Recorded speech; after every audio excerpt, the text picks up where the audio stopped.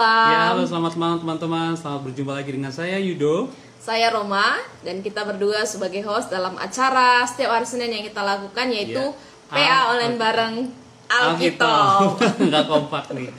Iya, malam hari ini kita masih masuk ke dalam tema teknologi ya kayak. Akhir banget, besok kita sudah masuk di Oktober. Dan kalau mau review sedikit ya, kita kemarin di awal September sudah bahas tentang Bahtera Ranut, terus kita membahas juga tentang Menara Babel, dan minggu lalu kita membahas tentang Tabernakel, dan minggu terakhir di bulan teknologi ini kita membahas tentang pembangunan Bait Suci Salomo. Nah, puji Tuhan ini Yemima sama Yemima keluar ya. Daniel sudah bergabung nih. Kita mau sapa-sapa dulu nih. Daniel, halo. Halo. Kak Roma, halo. Oke, ya. Gimana? Ini Daniel nanti akan jadi guest kita sepanjang 1 jam ke depan ya. Ya, betul sekali. Ya, silakan Daniel memperkenalkan dirinya, nama, domisili, gereja, dan lain sebagainya. Silakan.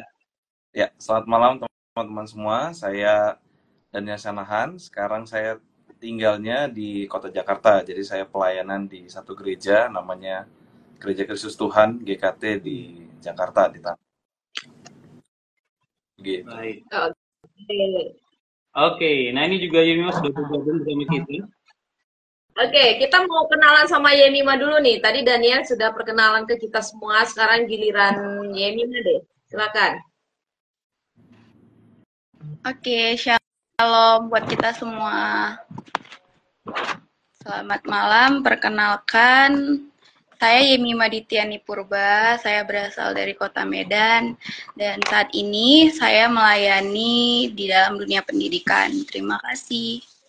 Oke, mungkin teman-teman yang pertama kali mengikuti apa sih itu Alkitab dan kenapa melalui Instagram. Jadi Alkitab ini adalah satu seri pendalaman Alkitab ya, pendalaman Alkitab yang kita lakukan setiap hari Senin, yaitu melalui Instagram Live seperti ini dari IOPA, untuk kita menggali pasal yang terkenal, ya yang kita sering sebut pasal-pasal yang top yang ada di dalam Alkitab kita, namanya disebut Alkitab, gitu ya. Dan kita dalam Alkitab ini menggunakan satu metode ketika kita belajar Alkitab, yaitu metode SABDA. Itu adalah simak, analisa, belajar, doa, diskusi, dan juga aplikasi. Ya. Oke. Nah, karena kedua teman-teman sudah bergabung, maka kita siap untuk ber-PA malam hari ini ya. Oke, untuk itu kita akan buka dulu dalam doa. Mari kita berdoa bersama-sama. Bapa di surga, kami bersyukur kepadamu malam hari ini. Kami sungguh melihat bahwa Tuhan tetap baik dalam hidup kami, dan kami boleh merasakan kebaikan Tuhan. Khususnya Tuhan, kami masih bisa menggali setiap kebenaran, kekayaan dari firman-Mu, yang semua Tuhan sudah buktikan melalui firman-Mu di dalam Alkitab. Tuhan berkati setiap kami yang akan menggali malam hari ini, khususnya dari 1 Raja-Raja 6 ayat 1-13 tentang pembangunan Bait Suci Salomo. Kiranya kami boleh belajar banyak, kiranya kami boleh mendapatkan hikmat dan pengertian daripada Tuhan, dan apa yang harus kami lakukan sebagai anak-anak-Mu di zaman ini, khususnya untuk boleh menggunakan teknologi yang terbaik untuk kemuliaan nama Tuhan. Terima kasih Tuhan, berkatilah untuk 1 jam ke depan. Jika kami menggali firman-Mu, berkati Yemima, Daniel, berkati Kak Yudo, hamba-Mu, dan seluruh kami yang mengikuti, dengan seluruh peserta yang ada di waktu ini untuk boleh ber-PA bersama kami. Terpujilah nama-Mu ya Bapa, dalam nama Yesus Kristus, kami yang hidup, kami bersyukur dan kami berdoa. Amin. Amin. Oke. Nah, sebelum kita menggali 13 ayat dari 1 Raja-Raja 6 ayat 1-13, kita akan sedikit overview ya. Iya, kita mau lihat lagu dulu ya. Dari kitab Raja-Raja ini bagaimana bisa sampai ke tahap yang sekarang ini gitu. Nah, kita akan lihat latar belakang pembangunan Bait Allah di 2 Samuel. Itu pernah disampaikan bahwa itu tuh Daud sudah sampai pada puncaknya gitu. Dia tinggal di istana, dia tinggal di tempat yang megah gitu. Tapi sementara itu Bait Tuhan atau Bait Suci, Tabut Perjanjian, Tabut Perjanjian itu masih tinggal di tabernakel gitu, masih tinggal di tempat yang belum permanen gitu ya. Jadi, Daud memiliki keinginan untuk membuat satu bait suci gitu, bait Allah untuk Allah tinggal di dalamnya. Tetapi kemudian setelah melalui konsultasi ya, ngobrol dengan Nabi Nathan gitu, Nabi Nathan berkata bahwa bukan Daud lah yang akan membuat bait suci itu buat Tuhan gitu. Jadi nanti akan ada keturunan Daud, yaitu Salomo, yang akan membuat bait suci ini. Iya, jadi kalau kita lihat di dalam Samuel dan juga banyak di kitab Tawarik dijelaskan ya. Meskipun nggak Salomo yang akan mendirikan, tapi bukan, meskipun bukan Daud yang mendirikan, tetapi Daud menyiapkan berbagai kebutuhan-kebutuhan yang diperlukan sebelum dia meninggal gitu ya. Makanya kalau kita lihat di dalam 2 Samuel dan 1 Tawarik, dia menyiapkan banyak sekumpulan bahan-bahan seperti emas, perak, kayu aras, dan merencanakan detail pembangunan gitu ya. Dan dia ketika sebelum meninggal, dia memberikan instruksi-instruksi itu kepada Salomo tentang bagaimana nanti membangun bait suci ya. Oke, dan kita lihat juga berikutnya ya, kalau kita lihat apa sih kaitannya, kalau minggu lalu kita belajar tentang tabernakel ya. Ini sebenarnya kelanjutan bahwa tabernakel yang minggu lalu kita pelajari itu adalah cikal bakal dari pembangunan bait suci Salomo gitulah. Tabernakel ini kan tempat sementara ketika bangsa Israel selama perjalanan dari padang gurun ke tanah Kanaan. Dan ketika mereka sudah mendapatkan tanah Kanaan, sudah settle tinggal di situ gitu ya, makanya pembangunan bait suci ini dirancang dan Tuhan juga melalui Nabi Nathan ke Daud dan nanti diteruskan ke Salomo, membuat bait suci bisa berdiri gitu dan bisa melambangkan bagaimana bangsa Israel membangun rumah Tuhan dan Tuhan hadir secara permanen di situ. Oke, ini ada satu pembangunan yang sangat besar gitu sebenarnya. Jadi ada begitu banyak orang dilibatkan, ada begitu banyak bahan baku yang dipakai gitu ya. Ada sekitar 30.000 penebang kayu, 70.000 orang pengangkut, kemudian 80.000 pemahat batu, dan 3.000 mandor yang mengawasi seluruh pekerja ini. Oke, jadi sebelum kita lebih jauh lagi, teman-teman yang ada di Instagram saat ini, silakan teman-teman juga ikut membaca, ikut bertanya juga, menyimak gitu ya. Nanti kalau ada pertanyaan-pertanyaan silakan disampaikan. Nanti kami bersama dengan teman-teman guest akan membacakannya dan juga menjawabnya, begitu ya. Oke, kita akan masuk ke yang pertama. Langkah pertama itu simak. Oke, ya, kita akan membaca dulu. Kita akan minta teman-teman guest kita, Kak Daniel, silakan membaca 1 Raja-Raja 6 ayat 1 sampai yang ke-6, kemudian dilanjutkan oleh Yemima ayat yang ke-7 sampai yang ke-13. Silakan Kak Daniel. Oke, baik. Saya bacakan ya. 1 Raja 6 ayat 1 sampai 6. Hidup Salomo mendirikan bait suci. Ayat pertama, pada tahun ke-400 ada orang Israel keluar dari tanah Mesir. Pada tahun ke-4 sesudah Salomo Israel di bulan Ziu, bulan kedua Salomo mulai mendirikan rumah yang didirikan Raja Salomo itu 60 hasta panjang, 20 hasta lebar, dan 30 hasta tinggi. Seram depan ruang besar panjangnya 20 hasta sesuai dengan lebar rumah itu, dan lebarnya 10 hasta ke sebelah. Pada rumah itu ia membuat jendela yang rapat kisi-kisinya. Ia membuat ruangan tambahan baik di sekeliling ruang besar, ruang seluruhnya dibuat bertingkat. Tingkat bawah 5. Dan suaranya putus-putus dan juga ada feedback. Mungkin bisa pakai dicopot aja itunya, headsetnya gitu. Ini bisa lebih jelas kali ya. Oke. Ya. Kalau gini, tes. Iya, mantap sekali. Silakan lanjutkan, Kak. Oke. Ayat 6. Tingkat bawah 5 hasta lebarnya, tingkat tengah 6 hasta, dan tingkat ketiga 7 hasta, karena ia telah membuat ceruk-ceruk di sisi luar sekeliling rumah. Dinding rumah itu tidak usah dilubangi. Oke. Ayat 7 sampai 13. Ya, akan saya lanjutkan. Pada waktu rumah itu didirikan, dipakailah batu-batu yang telah disiapkan di penggalian, sehingga tidak kedengaran palu atau kapak atau sesuatu perkakas besi pun selama pembangunan rumah itu. Pintu tingkat bawah ada pada lambung kanan rumah itu, dan orang naik dengan tangga-tangga pilin ke tingkat tengah, dan dari tingkat tengah ke tingkat yang ketiga. Setelah ia selesai mendirikan rumah itu, dibuatnyalah langit-langit rumah itu dari bingkai dan pemapan dari kayu aras. Dan setelah ia mendirikan kamar tambahan itu pada rumah itu, sekelilingnya, yakni setiap tingkat 5 hasta tingginya, maka rumah itu ditutupinya dengan kayu aras.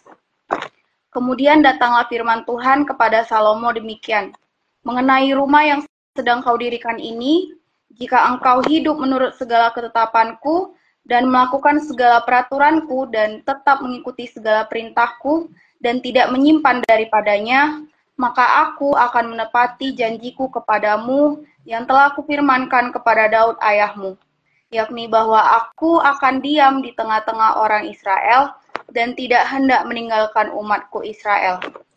Setelah Salomo selesai mendirikan rumah itu, ia melapisi dinding rumah itu dari dalam dengan papan kayu aras, dari lantai sampai ke balok langit-langit dilapisinya dengan kayu aras, tetapi lantai rumah itu dilapisinya dengan papan kayu sanobar. Kemudian disekatnyalah 20 hasta bagian belakang rumah itu dengan papan kayu aras, dari lantai sampai ke balok-balok, lalu dibuatnyalah ruang itu menjadi ruang belakang, menjadi tempat maha kudus. Dan 40 hasta panjangnya ruang itu di depan ruang belakang itu, yakni ruang besar. Terima kasih untuk pembacaannya sejauh ini. Nanti kita akan fokus sampai ayat 13 saja ya. Oke. Oke, kita akan masuk dalam langkah simak. Kita sudah membaca 13 ayat berkaitan dengan pembangunan bait suci hari ini, dan kita akan simak dulu ayat per ayat ya. Apa saja yang ada di seputar ayat ini. Nanti silakan teman-teman yang sudah ikut bergabung hari ini juga bisa bergabung dan juga bisa memberikan respon atau mungkin tanggapannya di ya. Nah, kita akan mulai dari Yemima dulu nih. Kapan Salomo mulai mendirikan bait suci bagi Tuhan? Kalau dilihat dari ayat 1. Kalau dilihat di ayat 1, Salomo tuh mulai mendirikan bait suci Tuhan itu pada tahun ke-480, di mana waktu itu orang Israel sudah keluar dari Mesir. Dan pada tahun yang keempat, sesudah Raja Salomo menjabat sebagai raja di bulan Zwi, di mana itu termasuk bulan kedua setelah Salomo mulai mendirikan bait sucinya. Yeah. Oke, tahun 400 orang Israel keluar gitu ya. Di sini kalau dihitung sejak tahun 1450 sampai 1446, kemungkinan itu sekitar tahun 970 sebelum Masehi.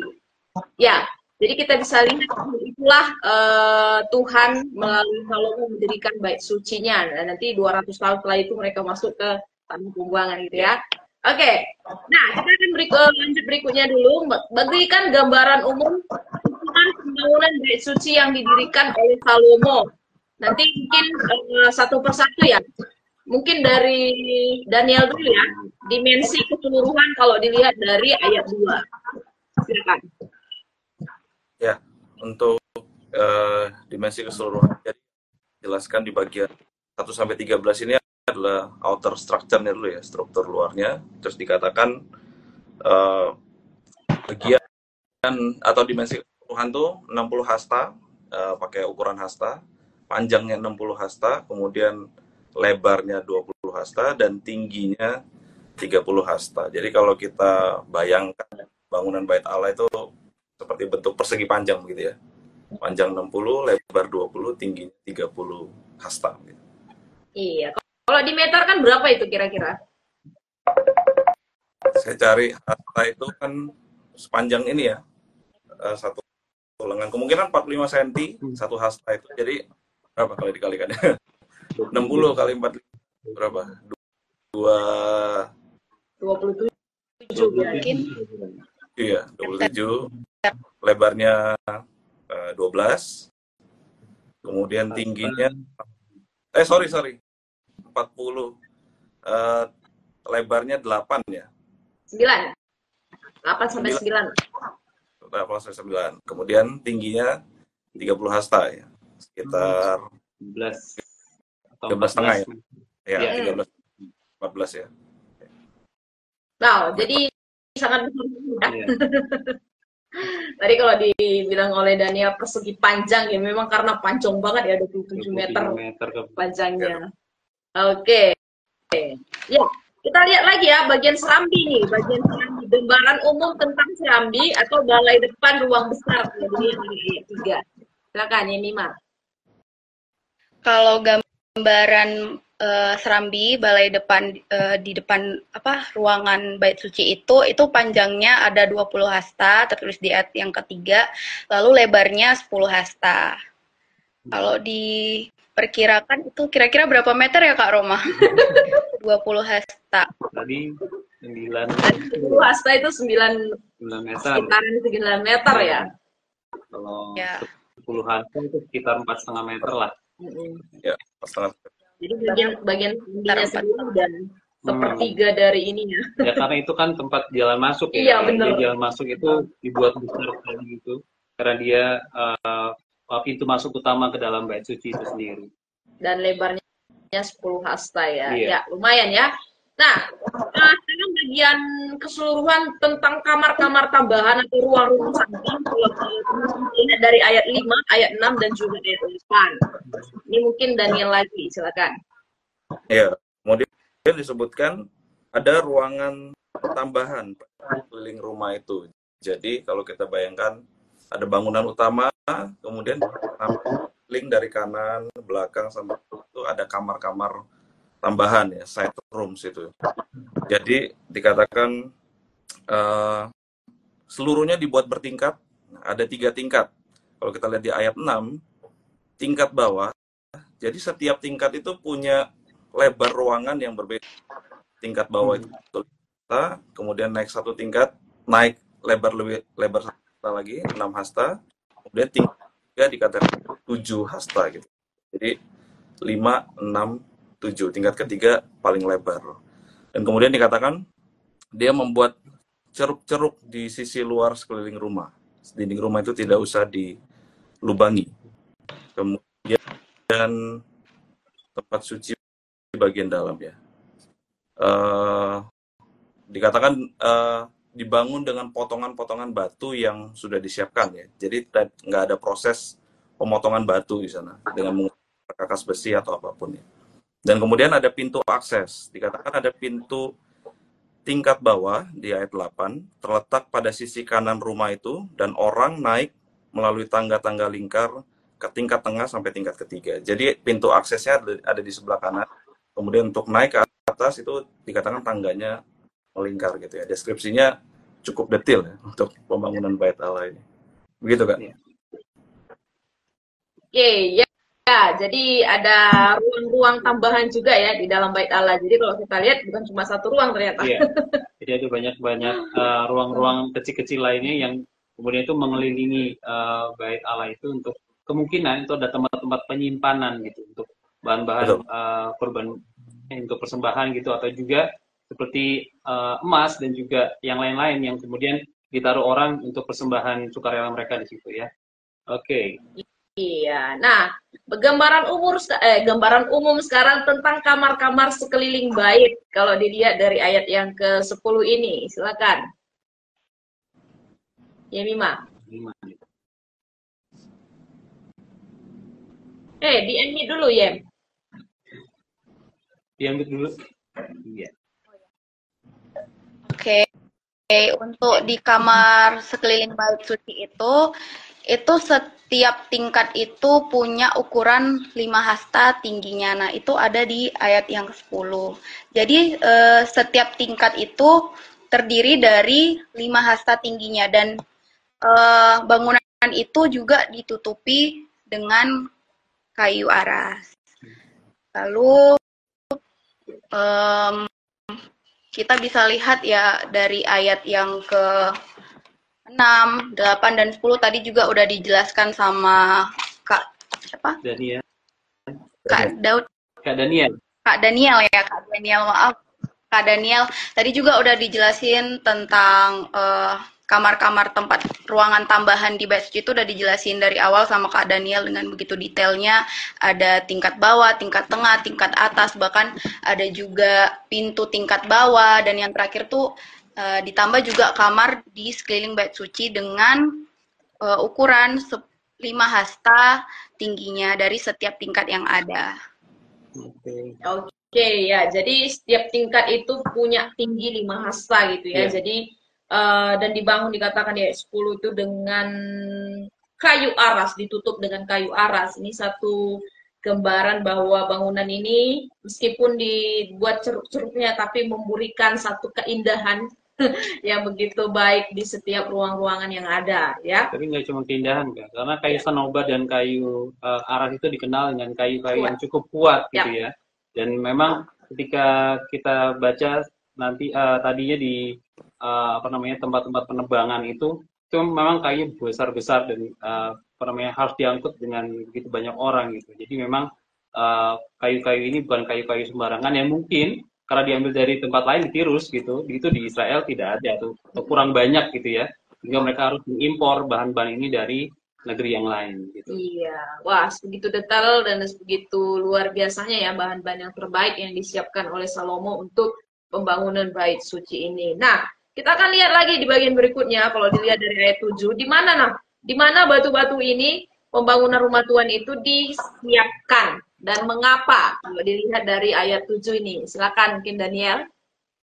Ya, ini ayat yang menarik sebetulnya. Jadi ada potongan batu yang telah disiapkan gitu. Nah, kapan disiapkannya ini? Kalau kita lihat ayat 1 sampai 13 kan kayaknya nggak ada ya prosesnya ya. Tapi kalau kita mundur sedikit mungkin di pasal sebelumnya ada Raja Hiram yang juga membantu Salomo. Kemudian Salomo perintahkan di ayat 11, pasal 5 ayat 11 supaya memecah batu-batu besar, batu-batu pilihan untuk membuat dasar rumah dari batu-batu yang dipotong itu. Jadi prosesnya sudah terjadi sebelum pembangunan bait Allah. Jadi persiapannya itu sangat luar biasa gitu. Jadi mereka potong batu pilihan itu untuk dipakai di pembangunan. Nah, kenapa kok jadi persiapkan waktu pembangunannya? Gitu pertanyaannya. Karena kita rujukannya di Keluaran, misalnya Keluaran 20 ayat 25. Waktu Musa diperintahkan untuk membuat mesbah, dilarang oleh Tuhan untuk pakai perkakas-perkakas besi itu ya. Kenapa? Karena najis gitu ya, clean, najis.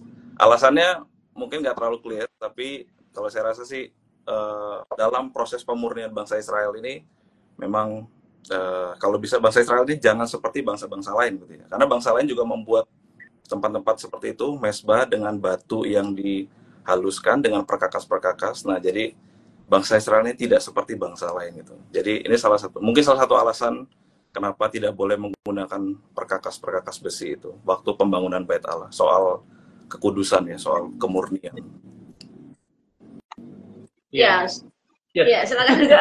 Ya menarik banget sih karena tadi Kak Daniel bilang ketika membuat masbah itu untuk Tuhan gitu tidak menggunakan batu yang dibentuk sedemikian rupa itu karena mungkin juga ingin menunjukkan gitu ya bahwa manusia itu datang apa adanya kepada Tuhan gitu. Jadi membuat masbah pun membuat dari batu-batu yang sudah ada dulu gitu. Dan tadi juga ada kaitannya dengan pembuatan pemasangan, kalau kita bisa bilang ya, pemasangan dari batu-batu yang dari kuari dibawa kemudian ke tempat site bait suci kemudian dibuat situ. Memang ada kekudusan yang standar gitu ya.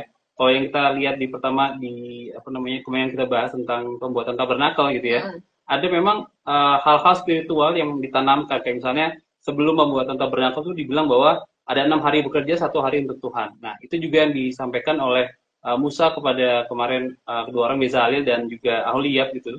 Dan pas itu juga sampaikan kepada orang-orang yang bekerja bersama-sama dengan mereka. Dan sekarang ini kita juga melihat lagi ada hal yang mirip dengan itu bahwa ada hal-hal yang prinsip, hal yang diberitahukan sebelumnya gitu bahwa ada standar untuk pembuatan ini gitu. Jadi nggak sembarangan kayak tadi Kak Daniel bilang untuk membuat tempel atau kuil-kuil buat ilah-ilah lain nggak sama, harus buat sesuatu yang berbeda dengan cara yang berbeda gitu. Jadi menghormati kekudusan Tuhan itu dengan cara mungkin tadi seperti itu nggak ada menggunakan perkakas besi di dalam pembuatan bait suci di tempatnya itu. Wow, ini satu hal yang menarik juga ya karena kan jarang banget ya orang nukang kan di pembangunan itu gitu ya. Biasanya tapi berisik ya. Biasanya berisik, apalagi kan di sini lagi pembangunan juga ya.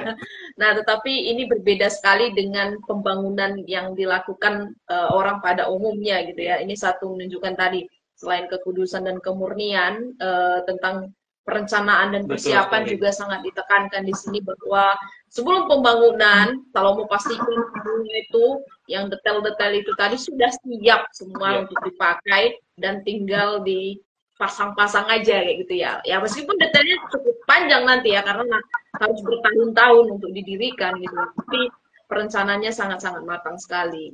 Nah, kita akan lihat juga di bagian berikutnya ya. No, tentang ayat 12 sampai ayat 13 nih. Sebutkan janji-janji yang akan Tuhan lakukan jika Salomo mengikuti dan menjalankan ketetapan-ketetapan, hukum-hukum, dan perintah-perintah Tuhan dari ayat 12 dan ayat 13 ini. Silakan ya Mima. Oke, kita membahas tentang janji yang Tuhan berikan bagi umat Israel, bagi Salomo, ketika mereka bisa benar-benar melakukan apa yang Tuhan kehendaki dalam kehidupannya. Nah, di sini poinnya adalah di ayat 12 dan di ayat yang ke-13, Tuhan tuh mau supaya Salomo dan semua orang Israel, mereka bukan hanya sekedar berfokus pada pembangunan bait suci Tuhan, tapi mereka lebih lagi memiliki kesadaran untuk memiliki ketaatan di dalam Tuhan. Kalau kita lihat di ayat yang ke-12, dikatakan di sini, jika engkau hidup menuruti segala ketetapanku dan melakukan segala peraturanku dan tetap mengikuti segala perintahku dan tidak menyimpang daripadanya, maka aku akan menepati janjiku kepadamu. Nah, pada intinya Tuhan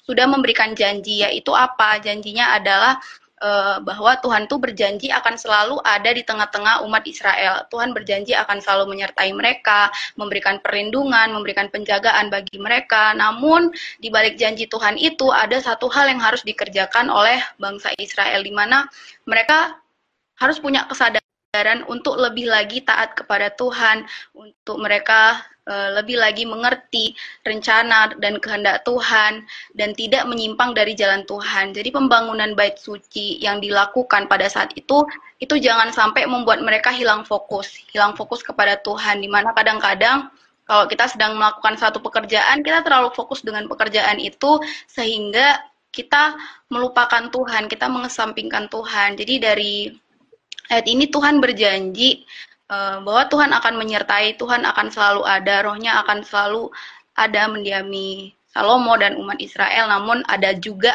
hal-hal yang tetap dipegang sebagai prinsip bagi umat Israel. Yeah. Oke, thank you Yemima. Jadi ada yang paling esensi ya daripada pembangunan itu tadi, yaitu ketaatan kepada hukum-hukum yang paling dipentingkan gitu oleh Tuhan kepada Salomo dan juga nanti mewakili bangsa Israel. Nah, teman-teman di rumah,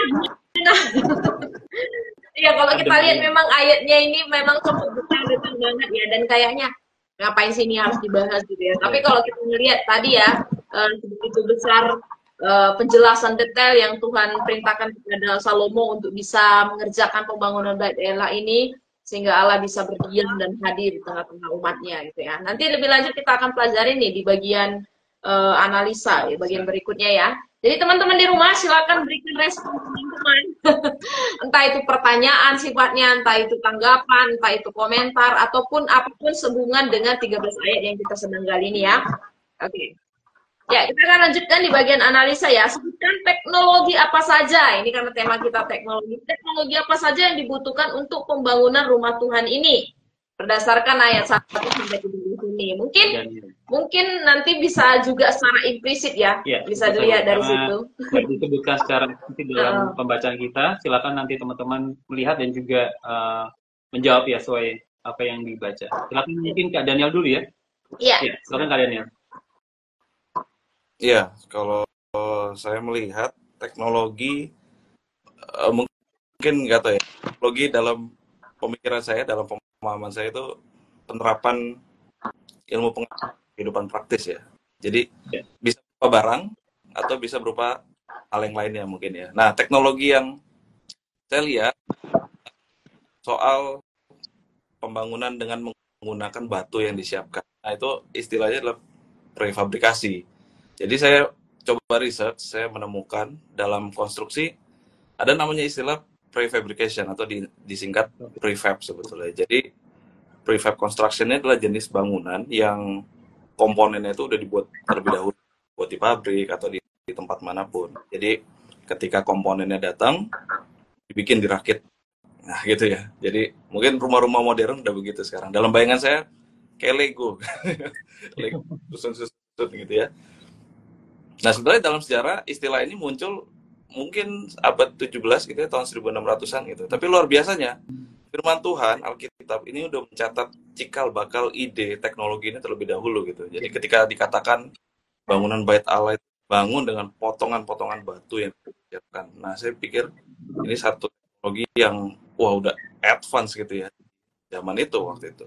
Persiapannya luar biasa sekali ini karena batu-batunya itu harus dipotong. Kemudian kalau kita lihat tadi deskripsi kamar tambahan, side chamber itu kan dengan lebar yang tiap tingkat bertambah 1 hasta, itu kan berarti mungkin batu-batunya udah entah gimana gitu ya, dipersiapkan blueprintnya sama Tuhan gitu ya. Nah itu sih yang saya lihat salah satu teknologi yang menarik buat saya di bagian ini. Mungkin bisa ditambahkan. Oke, Yemima ada tambahan? Kalau dari saya tuh lebih kayak apa ya, menambahi dari yang sudah disampaikan oleh Kak Daniel. Kita bisa lihat bahwa benar-benar Salomo dan umat Israel tuh sedetail itu mempersiapkan yang terbaik buat Tuhan. Nggak cuma tentang batu, tapi ada elemen-elemen lain yang memperlengkapi keindahan dari bangunan bait suci yang akan mereka dirikan, kayak dari bahan kayu aras, terus papan kayu sanobar, belum lagi ada kayu minyak, bahkan apa yang sudah mereka buat itu juga dilapisi dengan emas gitu. Jadi kalau kita lihat sejarah ini, itu kan jauh sekali ya waktunya dibandingkan dengan waktu yang sekarang gitu. Nah, di zaman itu manusia tuh udah Tuhan kasih hikmat, Salomo tuh udah Tuhan kasih hikmat untuk benar-benar menggunakan, memanfaatkan segala sesuatu yang nilainya sangat mahal gitu.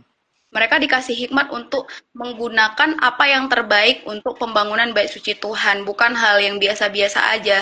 Jadi kalau bahas tentang teknologi dalam pembangunan bait suci Tuhan di zaman itu tuh kayak satu hal yang luar biasa. Mereka benar-benar dapat hikmat untuk memanfaatkan segala sesuatu yang terbaik seperti emas ya kan. Kalau sekarang aja tuh emas tuh nilainya masih mahal. Di zaman dulu pun begitu, di zaman Salomo pun begitu. Sesuatu yang mahal mereka berikan, mereka persembahkan, mereka usahakan untuk pembangunan bait suci Tuhan. Jadi kalau dilihat dari konteks sejarah yang sudah terjadi, satu hal yang keren sih, dimana walaupun teknologinya berbeda dengan yang ada di zaman saat ini, tapi untuk di masa Salomo itu benar-benar Tuhan udah kasih kepintaran, hikmat, kepandaian yang benar-benar wow, gimana mereka tuh bisa memanfaatkan segala sesuatu yang ada yang terbaik untuk Tuhan. Oke. Iya, jadi teknologi apapun yang ada yang terbaik untuk Tuhan itu yang dipakai. Iya, kalau saya lihat tadi ada anak-anak sipil yang udah ada saat itu ya, anak teknik sipil ya. Kayak waktu di yang kemarin pembahasan tentang tabernakel gitu, ada Bezalel, dia diberi Tuhan tuh roh untuk mengerti, merancang gitu. Jadi memang Tuhan yang memberikan segala rancangan itu, kemudian harus digambar dong gitu kan. Harus dipikirkan bagaimana kayak tadi Kak Daniel bilang, gimana batu ini dipotong seperti apa supaya bisa membantu bagian yang seperti ini, atau dibutuhkan apa untuk membangun pilar dan sebagainya. Jadi ada anak-anak teknik sipil yang saya itu Tuhan juga pasti berikan hikmat dan juga berikan apa namanya rohnya gitu ya, untuk mereka bisa merancang tempat ini menjadi tempat yang kemudian nanti akan dijadikan tempat untuk memuji Tuhan atau menyembah Tuhan saat itu gitu ya. Iya, jadi ada banyak sekali teknologi ya. Kalau Betul teknologi sekali. di sini ada peralatan-peralatan yang dibutuhkan untuk pemotongan kayu tadi, pemahatan, untuk skala-skala, termasuk untuk tangga yang perancah-perancah itu yang dipakai dan lain sebagainya ya. Jadi secara implisit sebenarnya banyak banget alat-alat yang dipakai yang terbaik untuk pembangunan bait suci ini. Betul sekali. Nah, kita akan melanjutkan pelajari nih tentang penggunaan kata Tuhan. Ya, kata Yahweh di sini huruf besar semua dalam rekop ini. Dan kira-kira apa nih yang teman-teman dapatkan? Mungkin dari Yemima dulu ya. Oke, kalau dari Mima tuh hal yang saya dapatkan adalah saya belajar ada hal menarik di mana kata Tuhan yang secara pengucapan itu sama, tetapi kalau kita lihat dari struktur katanya, bahkan kalau misalkan teman-teman belajar dari bahasa aslinya, dari dari Ibraninya, dari Yunaninya, itu ternyata punya makna yang berbeda. Nah, di perikop ini, di satu Raja-Raja pasal yang ke-6 tadi, kita lihat ada penggunaan kata Tuhan, di mana satu kata ini semua berisi huruf besar, huruf kapital. Nah, awalnya saya kayak nggak menyadari hal itu ya, bahkan mungkin saya udah sekian tahun belajar di teologi, tapi kadang saya nggak menyadari akan perbedaan ini. Ternyata beda Tuhan yang seluruhnya menggunakan huruf besar dengan kata Tuhan yang hanya diawali huruf besar di awal kata aja kayak gitu. Nah, dan di ayat ini semua menggunakan huruf besar. Yang membedakannya adalah kalau kita belajar dari perjanjian lama, dari kehidupan orang-orang Yahudi, umat Yahudi, nah mereka itu punya satu prinsip yang berbeda di mana mereka memiliki rasa saya katakan ya, punya rasa terlalu mereka punya rasa hormat yang lebih kepada Tuhan. Mereka punya satu keyakinan bahwa kita nggak bisa nih nyebut nama Tuhan dengan sembarangan. Memang ada dalam Alkitab dikatakan bahwa kita nggak boleh sebut nama Tuhan dengan sembarangan. Saking kudusnya Tuhan, saking Tuhan ini benar-benar pribadi yang punya keilahian yang tinggi kayak gitu. Orang Yahudi itu memilih untuk tidak mengucapkan kata Tuhan yang pada waktu itu kalau kita lihat lagi, belajar lagi, itu ada namanya YHWH, Yahweh gitu kan. Itu mereka nggak menggunakan kata itu. Dengan kata lain, mereka selalu berusaha untuk tidak mengucapkannya. Nah, dalam penulisan di Alkitab, ketika ada penggunaan huruf besar di dalam kata Tuhan, itu menandakan bahwa pada waktu itu firman Tuhan yang disampaikan ini mengarah kepada Tuhan Yahweh yang langsung yang mereka anggap sebagai Tuhan yang kudus, Tuhan yang suci, Tuhan yang agung, Tuhan yang benar-benar punya keilahian yang tinggi yang sangat tidak boleh dengan sembarangan diucapkan. Nah, jadi kalau dari satu perikop ini kita lihat di sini menunjukkan bahwa umat Tuhan, umat Israel di zaman itu mereka punya satu penghormatan yang tinggi kepada Tuhan, di mana mereka menyadari keberdosaannya, mereka menyadari kekurangan, kelemahannya, di mana untuk mengucapkan atau menyebut namanya saja pun mereka merasa tidak layak dan tidak sepantas itu seperti itu, karena benar-benar Tuhan tuh punya satu punya satu keilahian yang sangat tinggi dibandingkan dengan kita, dan itu yang terjadi di zaman itu. Jadi kenapa ada penggunaan Tuhan, kalau dari bahasa Ibraninya tuh Adonai, itu sebenarnya sama sih artinya juga kalau dalam bahasa Indonesia Tuhan, tapi lebih ke perbedaan makna yang terkandung dalam perikop ini begitu. Mungkin kalau ada yang mau dikoreksi juga boleh. Thank you Yemima. Oke, silakan Kak Dini, mungkin ada tambahan Kak? Ya, saya setuju dengan Yemima ya. Jadi kan penyebutan Allah di Perjanjian Lama itu mungkin ada 3 ya yang sering diungkapkan ya. Elohim, Adonai. Elohim itu Allah ya. Adonai Tuhan dengan T doang yang besar, atau Yahweh ya, Tuhan semua huruf besar ya, seperti yang di 1 Raja-Raja 6 ini. Nah, tapi kata Elohim misalnya ya, itu bisa merujuk kepada ilah lain gitu. Misalnya kalau di 10 hukum di Keluaran 20, jangan ada padamu Allah lain di hadapan, kan itu pakai kata Elohim gitu. Nah, kata Yahweh itu satu-satunya nama yang yaitu Allahnya Israel. Keluaran 3, aku adalah aku. Baik gitu ya. Nah, implikasinya apa? Kalau saya coba merenungkan satu Raja-Raja 6 ini dengan penggunaan kata Tuhan Yahweh, berarti pembangunan Bait Allah ini adalah bagian dari covenant gitu, bagian dari perjanjian Tuhan kepada umatnya yang dinyatakan gitu ya. Ini kan janji kepada Daud dan keturunannya gitu. Janjinya siapa? Janjinya Tuhan. Tuhan siapa? Tuhan Yahweh. Ah, jelas itu dia pakai Yahweh. Maka janjinya pasti akan digenapi. Itu sih yang saya renung Raja-Raja 6 ini. Ya, oke, Mima dan juga Kak Denny ya, jadi saling melengkapi di sini.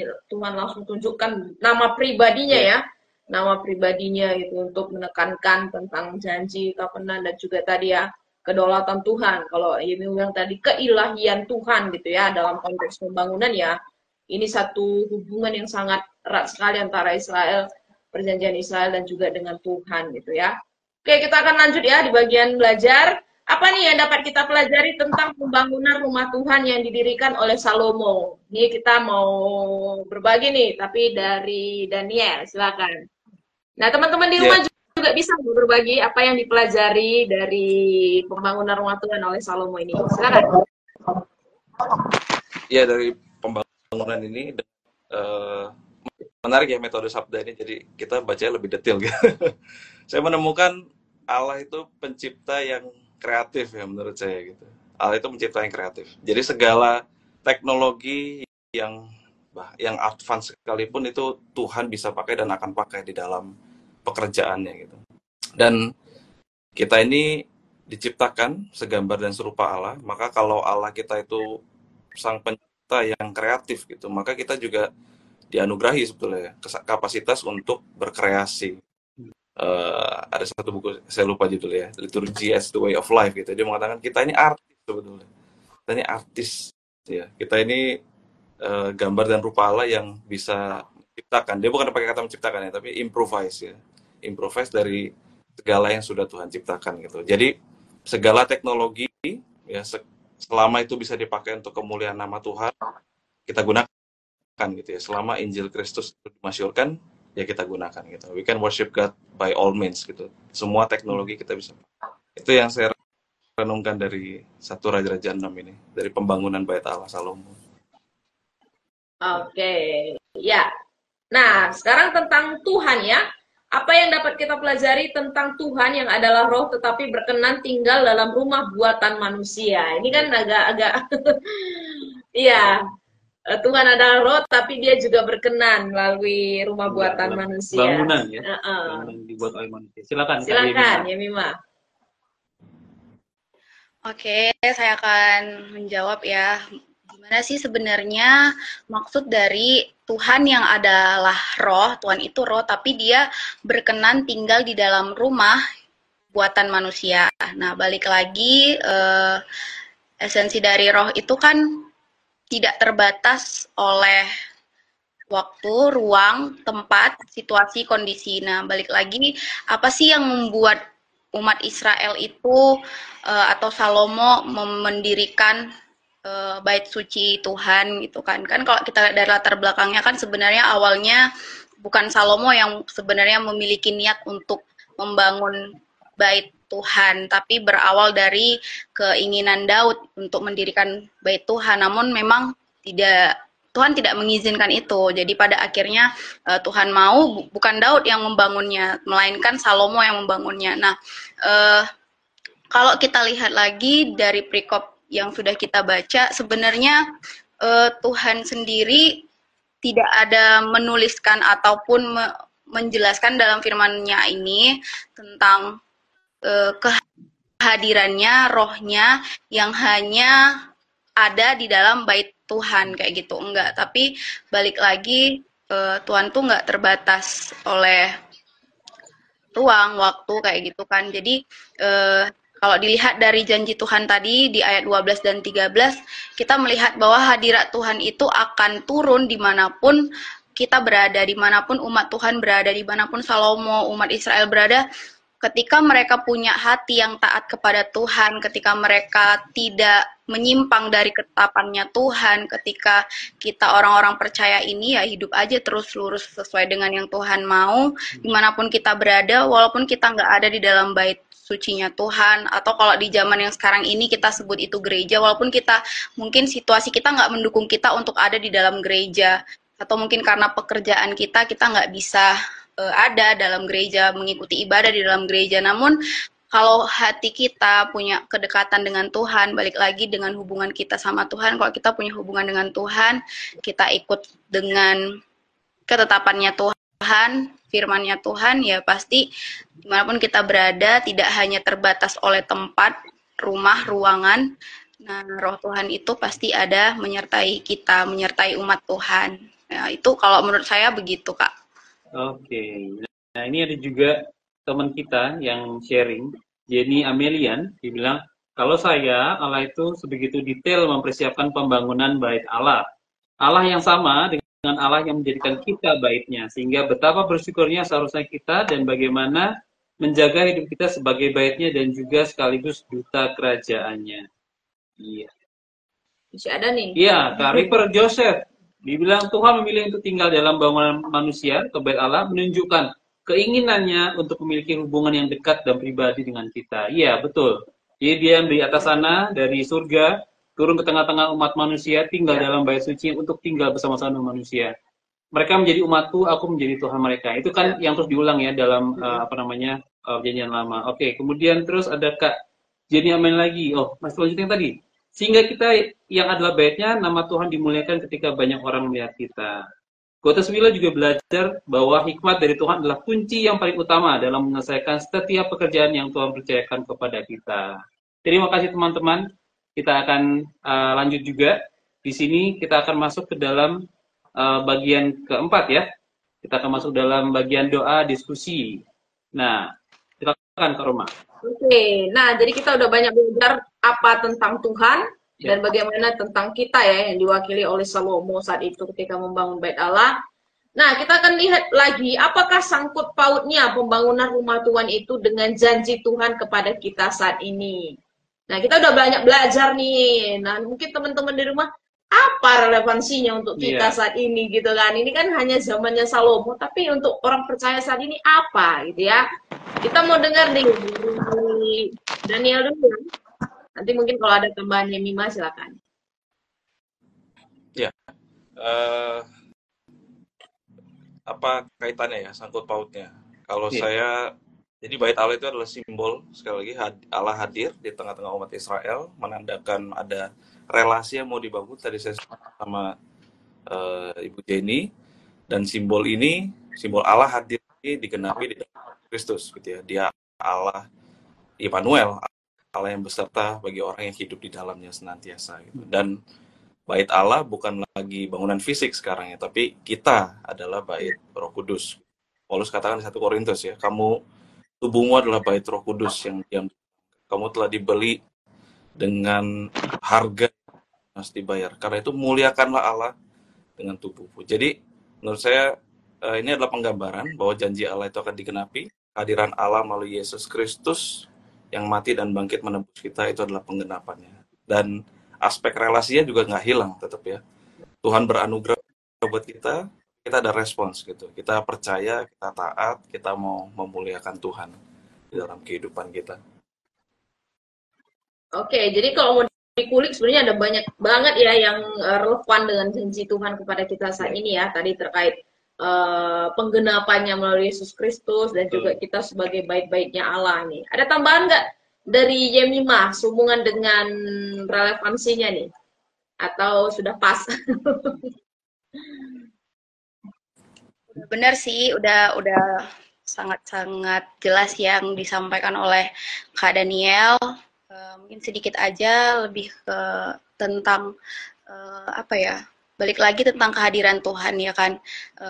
Tuhan yang adalah roh, dia bisa hadir di mana saja, kapan saja.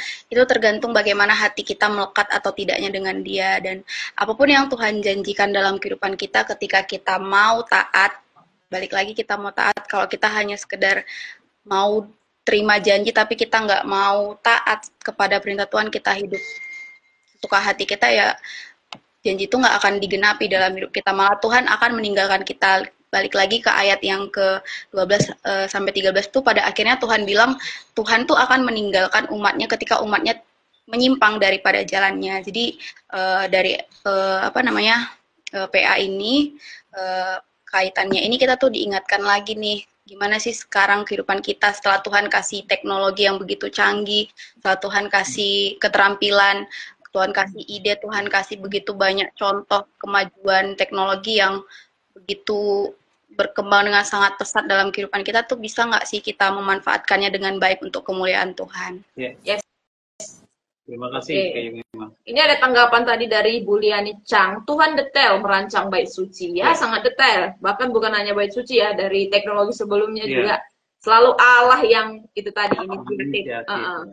Dan tanggapan Elan, Tuhan mau dekat dengan kita, yaitu umatnya, yaitu tadi ya. Dia roh, tapi dia berkenan juga di rumah yang fisik yang didirikan untuk dia. Karena apa? Menunjukkan bahwa Allah ingin dekat sekali dengan umatnya gitu. Ini satu pengakuan kita bahwa Allah sangat mengasihi kita. Dan akhirnya juga relevansinya bagi saat kita sekarang ya, kita sebagai rumah-rumahnya Allah itu, atau bait-baitnya Allah di mana Roh Kudus bisa berdiam di dalam setiap orang yang percaya kepadanya. Dan hanya itu juga, jadi bangsa Israel itu disebut sebagai bangsa yang kudus. Karena Allah sendiri yang kudus tinggal di tengah-tengah mereka. Jadi apapun yang kudus, ketika menyentuh sesuatu yang lain, dia yang disentuh, yang kudusnya kan jadi kudus gitu. Jadi konsep itu yang juga teman-teman nanti mungkin bisa lihat dalam kehidupan Yesus juga ya. Jadi konsep kekudusan yang tinggal di tengah-tengah bangsa yang dipilihnya dia, bangsa itu menjadi kudus. Tapi juga nanti dalam perjalanan waktu kita melihat bahwa konsep yang begitu besar muncul dalam diri Yesus Kristus yang menjadi manusia dan tinggal tengah-tengah manusia yang kemudian dikuduskannya. Oke, jadi ada banyak sekali sih relevansinya teman-teman. Jadi jangan istilahnya anti dengan perjanjian lama atau apa sih gunanya dipelajari gitu ya. Karena ini semua adalah nubuatan dari penggenapan janji pemulihan yang akan Allah realisasikan di dalam Yesus Kristus sampai kita saat ini gitu ya. Oke, teman-teman sebagai kunci dalam pendalaman Alkitab kita malam hari ini nih, apa komitmen dan aplikasi yang akan teman-teman lakukan setelah mempelajari tentang pembangunan bait suci Salomo pada malam ini? Mungkin dari Yemima dulu, nanti terakhir dari Daniel. Silakan. Ini komitmen berarti langkah praktis ya. Apa ya? Komitmen setelah saya belajar dari ayat ini yang luar biasa banget. Kayak saya tuh diingatkan kembali bahwa melihat dari latar belakang pembangunan bait suci yang dilakukan oleh Salomo tuh kan sebenarnya bukan Salomo yang pada awalnya menginginkan itu terjadi, tapi Daud. Nah, dari sini saya belajar bahwa segala sesuatu yang terbaik itu kadang yang bagi kita baik belum tentu baik bagi Tuhan. Maksudnya dari kisah ini kita melihat bahwa ada waktu yang terbaik yang Tuhan sudah tetapkan dalam diri kita. Ketika kita memikirkan sesuatu yang baik, kita ingin kerjakan, kita ingin lakukan, tapi Tuhan belum mau, Tuhan belum izinkan. Mungkin bukan kita yang akan melakukannya, namun melalui ide yang kita punya, melalui kerinduan yang kita punya, mungkin orang lain bisa mengerjakannya. Mungkin melalui ide yang kita miliki, keterampilan yang kita miliki, ada orang lain yang Tuhan bisa pakai untuk melakukan apa yang Tuhan ingin kerjakan dalam kehidupan kita. Lalu dari ayat ini juga, dari kisah ini juga belajar bagaimana Tuhan itu menunjukkan kasih-Nya bagi orang yang taat sama Tuhan. Kembali lagi saya harus belajar taat sama Tuhan. Kembali lagi saya harus benar-benar berjalan sesuai dengan ketetapannya Tuhan, karena sering sekali apa yang baik di mata saya tuh belum tentu baik di mata Tuhan. Apa yang menurut kita benar belum tentu benar di mata Tuhan. Jadi kembali lagi untuk kita mengoreksi diri, Mima harus mengoreksi diri. Dan yang terakhir saya juga belajar tentang apa ya? Tentang gimana sih Tuhan tuh mau kita tuh ketika mau melakukan yang terbaik buat Tuhan tuh jangan terlalu fokus sama sesuatu yang sedang kita kerjakan. Kadang-kadang pelayanan, nih balik lagi ke dunia pelayanan kan, kadang-kadang nih kita yang melayani itu terlalu fokus dengan pelayanan kita. Kita fokus misalkan kita pelayanan di tim worship leader atau kita pelayanan untuk menyampaikan firman Tuhan atau pelayanan apapun itu, kadang kita terlalu fokus sama persiapannya, mungkin gimana supaya kita bisa menampilkan yang terbaik, gimana supaya kita tuh bisa tetap semangat dalam pelayanan, sampai kita lupa sebenarnya bukan hanya tentang pelayanan yang dilihat oleh manusia, tapi lebih lagi gimana tentang hubungan kita sama Tuhan. Jadi dari sini saya harus punya komitmen untuk lebih lagi pandang apa yang Tuhan mau dalam hidup saya, bukan tentang apa yang harus saya perlihatkan menjadi sebuah kemegahan mungkin, atau menjadi satu titik yang membuat saya bisa sombong mungkin, enggak, tapi balik lagi apa sih yang lebih memuliakan Tuhan, itu yang harusnya dikerjakan, kayak gitu. Terima kasih Yemima. Silakan Kak Daniel. Ya, kalau saya komitmennya mungkin klise, tapi bangun relasi dengan Tuhan sih, bangun relasi yang lebih intim dengan Tuhan. Jadi kadang tantangannya adalah, apalagi sebagai hamba Tuhan ya, rohaniawan, baca Alkitab sudah menjadi satu kebiasaan mungkin ya. Tapi dengan metode SABDA ini membantu, membantu lebih detail dan ya. Endorse ini. Kalau kita lihat di 1 Raja-Raja 6 ini, inisiatif itu kan datang dari Tuhan ya. Tuhan yang mau berelasi dengan. Tapi kadang kitanya ini, umatnya yang mungkin suka bandel gitu ya, bandel, bebal gitu. Ada relasi dengan Tuhan ini perjalanan seumur hidup gitu ya. Ada kemungkinan kita bisa jatuh, mungkin jatuh lagi ke kebiasaan, ke lubang yang sama gitu. Salomo dan bangsa Israel akhirnya masuk ke dalam pembuangan karena mereka tidak taat, dan juga seperti itu ya. Maka ini jadi satu komitmen yang harus terus diingat gitu ya, perjalanan seumur hidup, bangun relasi dengan Tuhan, sungguh-sungguh mau mengenal Tuhan lewat ya membaca firman gitu ya, membaca firman, semakin mengenal semakin mengasihi Tuhan. Itu sih. Oke, terima kasih Kak Daniel, dan sekaligus juga ada tanggapan nih aplikasi dari teman-teman yang ikut dari Bu Zeni, memastikan saya dekat Tuhan sang ahli bangunan yang menjadikan saya baiknya, membangun hubungan dekat dengan dan berkualitas dengan Allah yang rindu dekat dan mengenal saya, mengawasi hidup saya untuk memuliakan Tuhan sang ahli bangunan yang terus membangun saya untuk dipakai membangun orang lain. Terima kasih dari Bu Zeni. Dari Kak Ade juga menyapa Kak Mima. Wah, ada Kak Mima. Tadi kayaknya teman Kak Mima yang lain juga ada siapa Septian. Menyala Kak Mima. Kak Mima gitu ya. Jadi ya, terima kasih teman-teman juga untuk komentar dan juga respon, tanggapan dan pelajaran yang dibagikan hari ini. Dan terkhusus untuk Kak Mima dan juga Kak Daniel yang sudah banyak sharing sekali tentang bagaimana gitu ya pembangunan bait suci oleh Salomo, dan pelajaran-pelajaran utama yang didapatkan dari penggalian Alkitab malam hari ini ya. Dan sekaligus juga sekali lagi ya bahwa tadi kita belajar banyak ya bahwa bait suci bukan hanya bangunan fisik juga, tapi sekaligus jadi simbol kehadiran Tuhan di tengah-tengah bangsanya, melanjutkan dari tabernakel yang cikal bakal pembangunan bait suci, dan pembangunan bait suci ini menunjukkan bahwa Salomo dan janji Tuhan kepada keturunan Daud. Dan kita belajar bahwa Tuhan mempersiapkan sebegitu hebatnya teknologi terbaik yang digunakan Salomo untuk bisa menyelesaikan pembangunan ini dan untuk kemuliaan Tuhan gitu ya. Nih Kak Yuda mau kasih kesimpulan nih ke kita semua sebelum kita tutup hari ini. Oke, kesimpulan dari teman-teman tadi kita ber-PA, saya mendapatkan pelajaran bahwa pembangunan bait suci Salomo ini itu menunjukkan kepada kita tentang ketaatan, pengorbanan, dan juga kekudusan Tuhan yang tinggal di tengah-tengah bangsa Israel gitu ya. Nah, saat ini kita sebagai umat Kristus, melalui karya Kristus, kita dipanggil juga untuk menjadi bait suci, bait Allah yang tinggal di tengah-tengah komunitas kita, keluarga kita, lingkungan kita gitu ya. Supaya orang lain di sekitar kita tuh boleh juga merasakan kehadiran Tuhan lewat tindak perilaku kita, ucapan kita, dan juga kehadiran kita tengah-tengah mereka. Jadi saat ini juga saya juga tadi belajar ya, bahwa ketika Tuhan membuat atau merancangkan bait suci yang begitu megah dan bisa bertahan ratusan tahun, itu kemudian jadi analogi tentang bagaimana Tuhan yang benar-benar roh lahir dalam diri manusia, kemudian ketika dia di kayu salib, Kristus di kayu salib, dia bait suci itu juga terbelah dua, menunjukkan bahwa Tuhan benar-benar hadir di di tengah-tengah kita tanpa ada batasan lagi gitu ya. Jadi itu adalah kesimpulan dan pelajaran yang saya dapatkan dari pemahaman atau pendalaman Alkitab malam hari ini. Oke, sekali lagi terima kasih ya Yemima. Terima kasih Daniel.